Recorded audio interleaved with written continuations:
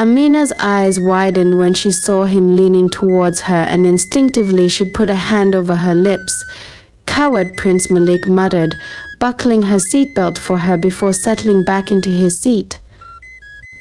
I held back now, but don't expect me to later on. I badly want to kiss you, Prince Malik revealed, leaving Amina speechless. While he drove, Amina kept thinking of ways to escape, but nothing seemed to come to mind.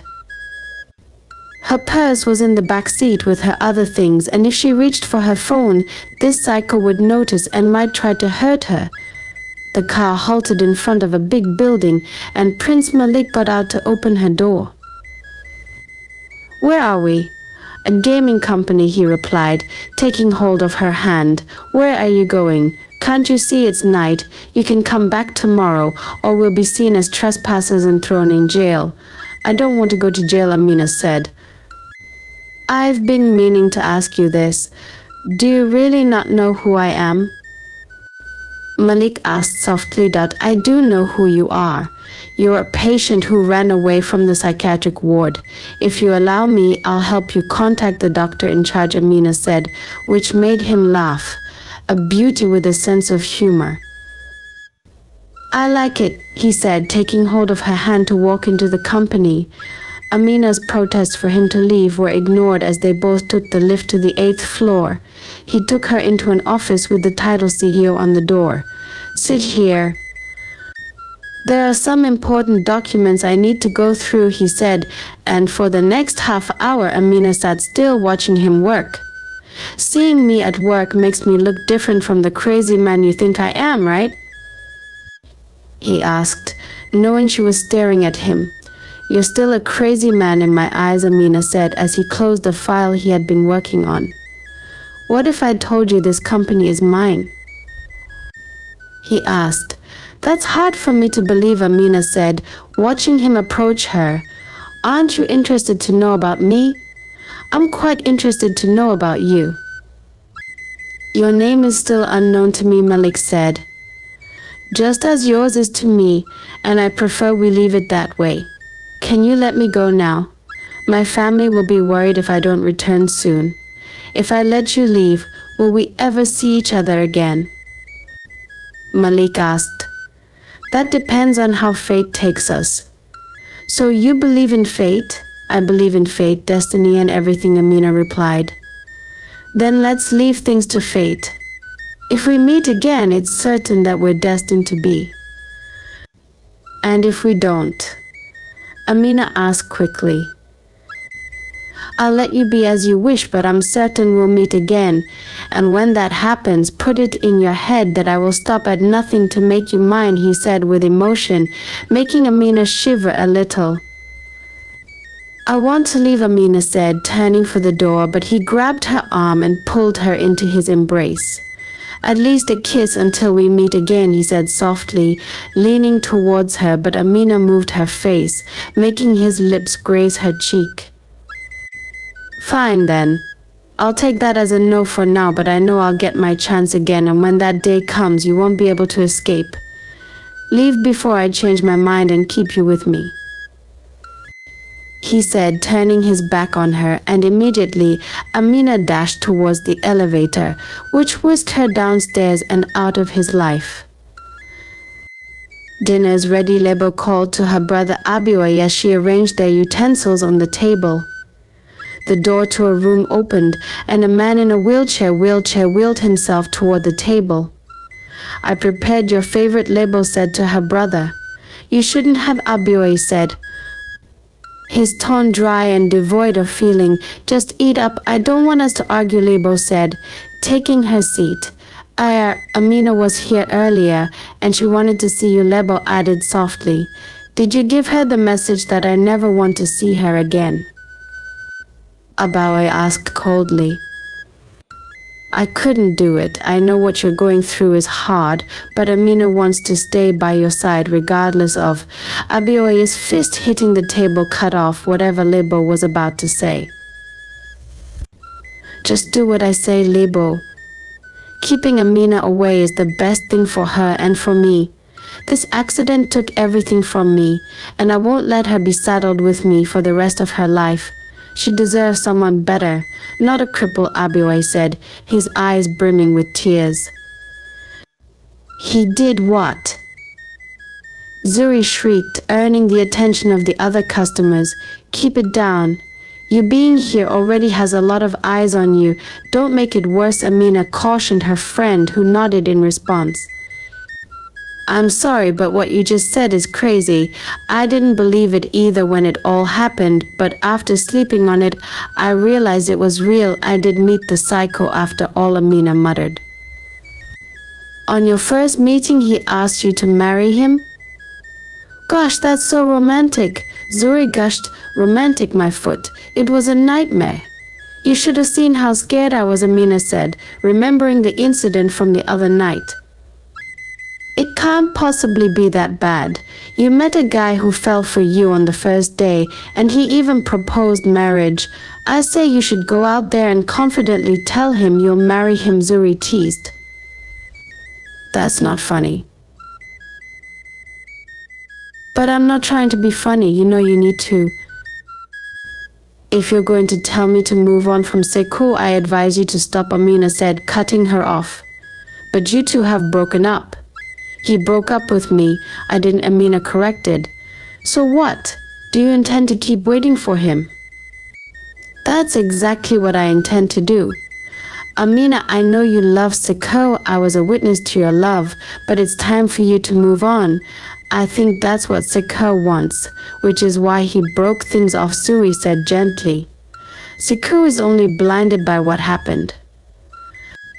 If the accident hadn't happened, we'd still be together, Amina said, sadness filling her face.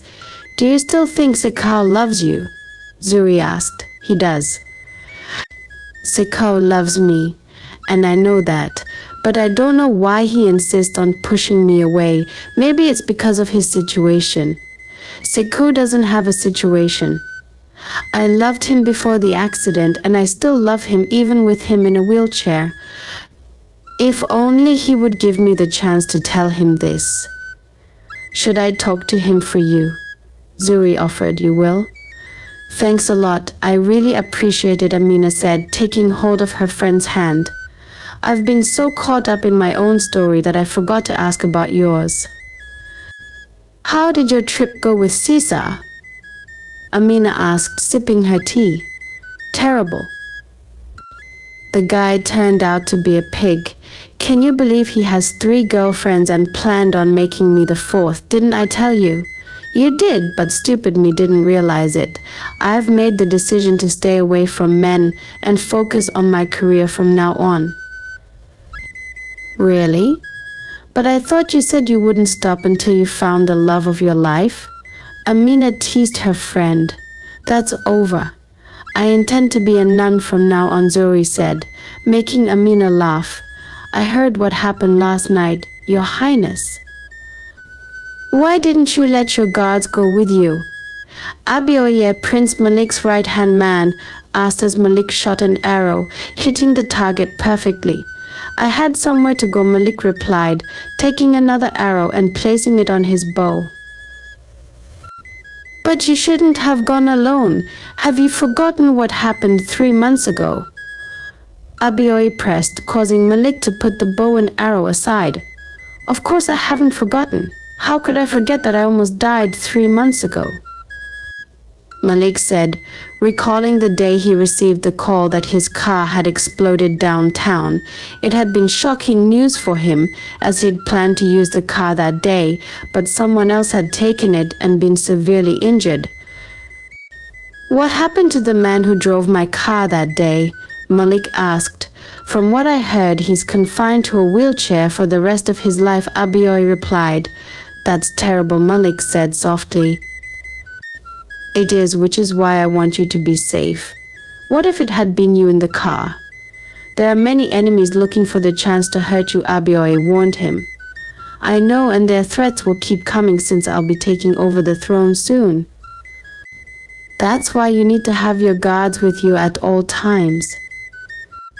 They're the only ones who can protect you.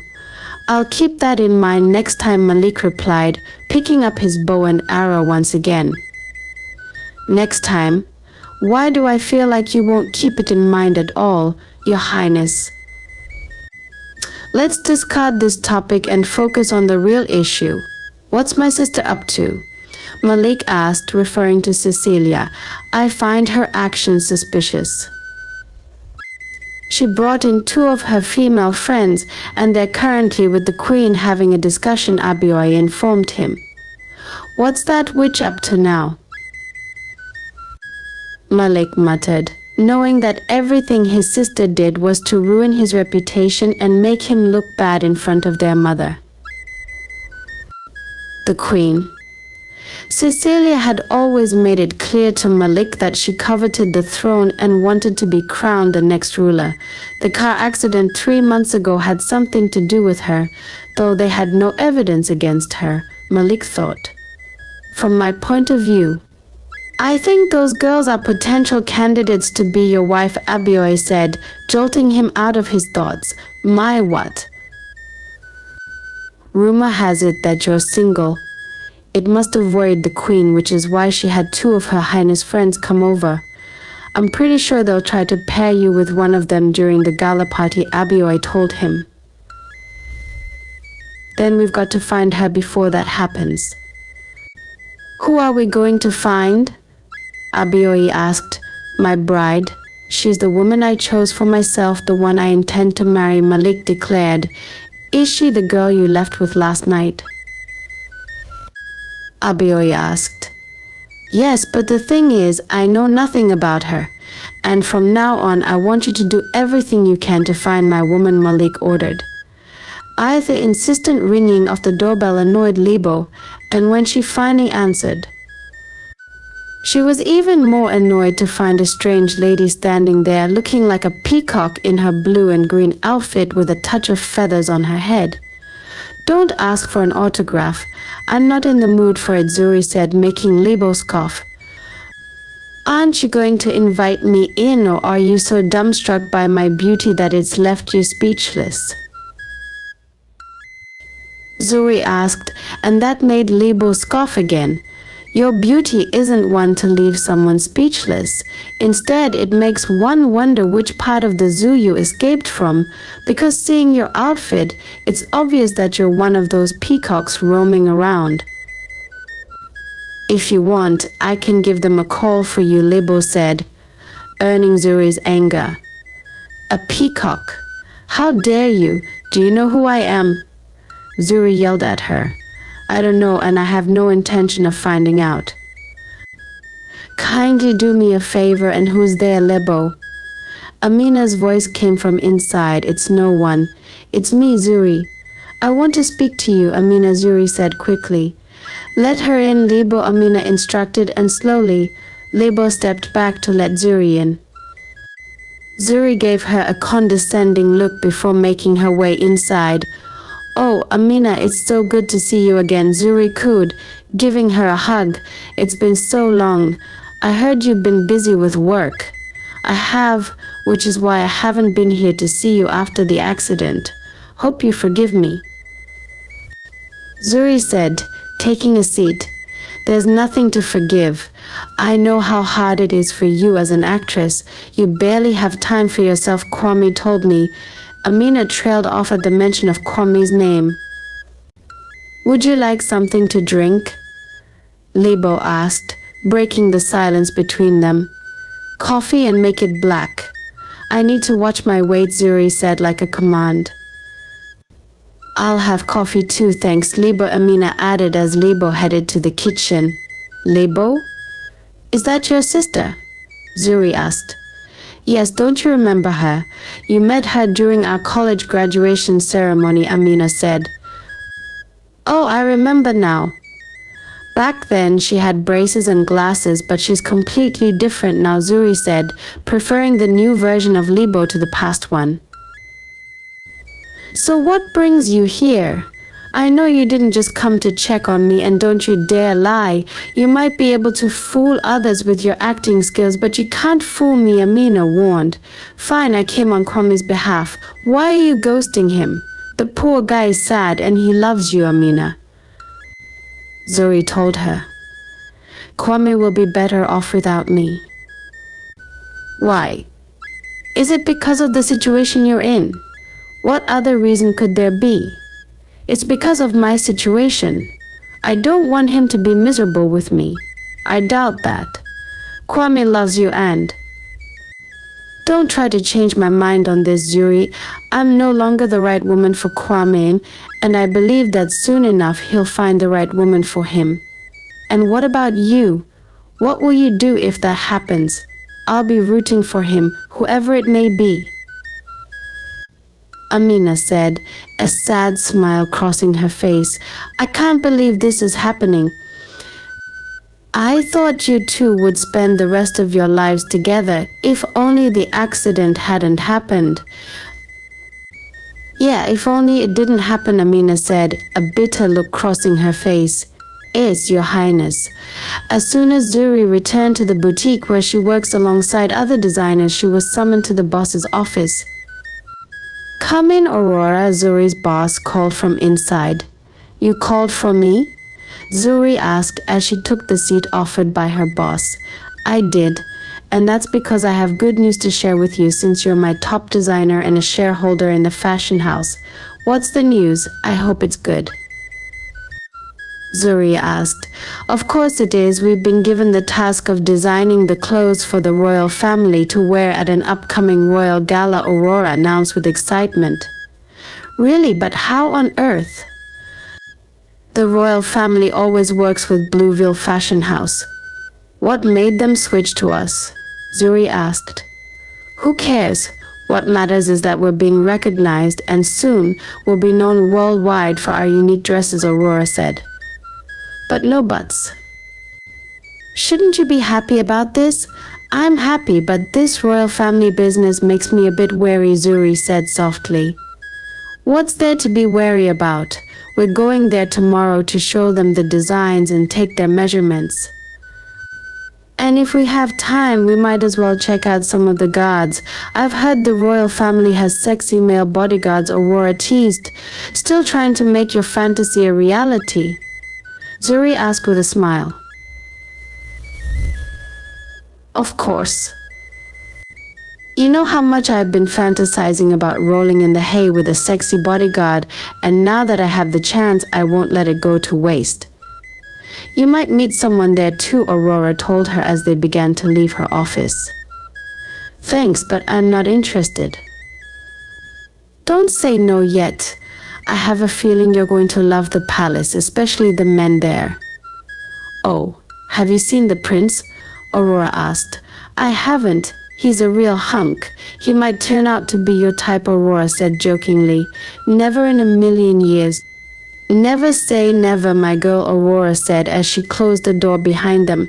His Highness has arrived, the male butler announced as Prince Malik walked into the room occupied by Queen Alora, his mother and his sister Cecilia, along with her two friends. The two ladies and Cecilia stood up to bow, while Prince Malik bowed in return to the Queen. Take a seat, Malik, Queen Alora said, gesturing to her son, who sat beside his sister. I'm sorry for the sudden call, but as you can see, I had a good reason to summon you. Queen Alora said, glancing at the two girls who kept blushing while stealing glances at Malik. These two young ladies are the daughters of Minister Joel and close friends of your sister. After much discussion, your sister and I think that one of them would be suitable as your bride, Alora said. My bride? Malik asked in disbelief. Yes, you will go on dates with them, and the one you see fit will be crowned alongside you as the new Queen, Cecilia chimed in. Malik let out a slow smile, then stood up, walking toward the two ladies. He took the hand of the first lady, giving it a kiss, and did the same for the other. You are both lovely, and any man would be lucky to have you as his wife, but that man will not be me. What the hell are you doing, Malik? Zahir half yelled. I'm making it clear to all of you that I won't allow you to interfere in my personal life. I apologize if this disappoints you, Your Highness, but I can take care of my own affairs, especially when it comes to my love life, Malik said, bowing slightly in apology to his mother. How dare you defy the Queen's order? You're still just a prince, not the king. Cecilia snapped. I'm well aware, which is why you should know that when I decide to marry, I will choose my bride myself, not the one you choose for me. Have a pleasant day, ladies, Malik said, turning to leave. How can you just let him do that, mother? Cecilia fumed. For now, I suggest we wait and see. It's obvious he has someone in mind. We just have to find out who she is and decide our next move, Queen Alora told her daughter. Where the hell is she? Abioye muttered, checking his watch for the umpteenth time. Should he just leave? He thought about it but decided to stay as he was the one who arranged the meeting. Oh my gosh, it's Zuri. She's even more stunning in real life. Do you think she'll give us an autograph? Hearing the excited whispers from nearby customers, Abioye turned to see Zuri walking in. She removed her sunglasses and scanned the cafe before spotting him. Ignoring the fans clamoring for her attention, she walked directly toward his table. Did you wait long? Zuri asked, sitting in the empty chair across from him. For half an hour, Abioye grumbled. Sorry, the ad shoot took longer than expected, Zuri said, sounding far from apologetic. Anyway, why did you want to meet? Zuri demanded. It's about Amina and Sekou. I was hoping we could figure out a way to get them to meet, Abioye suggested. Sekou doesn't want to see her. I know, but if Amina gets the chance to talk to him, I'm sure she'll be able to convince him. They love each other and we can't just let that love fade without trying. What do you think? Abioye asked. Fine, I'll help. What's the plan? Zuri asked as Abioye explained everything to her. Not bad. I'm glad you're doing something to help your brother. It makes you look different in my eyes. What do you mean? Abioye asked. The last time I saw you, you left the impression of a schoolboy in my eyes. It's nice to see you've grown up and won't be a burden to Sekou, Zuri said. If you're just here to annoy me, I'll...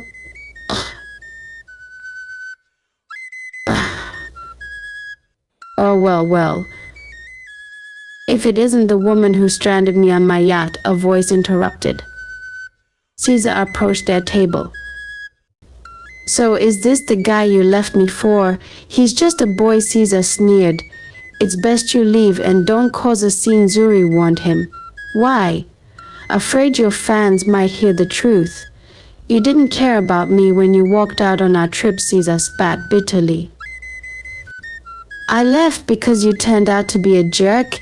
If I'm a jerk, then you're clearly a sugar mama, because this boy here isn't even close to your age, Caesar said, eyeing Abioye. Keep your voice down. Do you want the entire cafe to hear this? Zuri demanded. I told you, I don't care about your reputation. Maybe your fans should know what a Caesar didn't finish his sentence as Abioye's fist landed squarely on his face, sending him crashing to the floor. Watch your mouth or I'll show you how worthless you are, Abioye said, glaring down at Caesar. Get lost before I do worse, Abioye added. Caesar scrambled to his feet and rushed out of the cafe, while some people around them snapped photos. Let's get out of here, Abioye said, grabbing Zuri's hand. As they walked outside, Zuri couldn't help but glance down at their linked hands. Where did you find that trash? Abioye asked, jolting her from her thoughts. On Earth, he came to me like a prince, and I thought he was my forever guy. Turns out he wasn't. Thanks for earlier, Zuri said, smiling at him, though Abioye didn't smile back. I would have done it for anyone. Don't let it go to your head, he said, turning away. Are you leaving? Why don't I give you a ride? Zuri offered. Thanks, but no, I'd rather take the bus than ride with you. That hurts. It's not like I'm going to jump on you. Besides, you're not my type.